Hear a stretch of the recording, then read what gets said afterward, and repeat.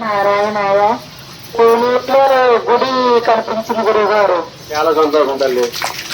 ఓం నమో నారాయణయ్య స్వామి. ఓం నమో నారాయణ స్వామి, ఆకాశం నుంచి గుడి ముందు పెద్ద గంట స్వామి, పైనుంచి కిందకి దిగుతుంది స్వామి.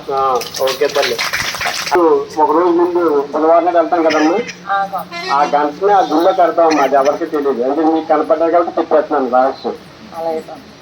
ఏ ఊరైతే వెళ్తామో ఆ ఊరికి, అంటే ఆదివారం నాడు వెళ్తాం, బుధవారం నాడు మేము వెళ్తామమ్మా. ఆదివారం నాడు స్వామి వెళ్తే బుధవారం నాడు వెళ్తాం. బుధవారం నాడు మేము వెళ్ళి ఆ ఏ ఊళ్ళో అయితే గుళ్ళోకి వెళ్ళామో ఆ గంటను తీసుకొచ్చి అక్కడ కడతామమ్మా. అది మీకు పైకి కనపడదు, మీకైతే పైకి కనపడుతుంది. కానీ ఆ గంట యొక్క శబ్దం ఎంత బాగా అంటే వినిపిస్తే అంతమంది భక్తులు అక్కడ వచ్చేస్తారమ్మా. అక్కడ జరిగేది అది.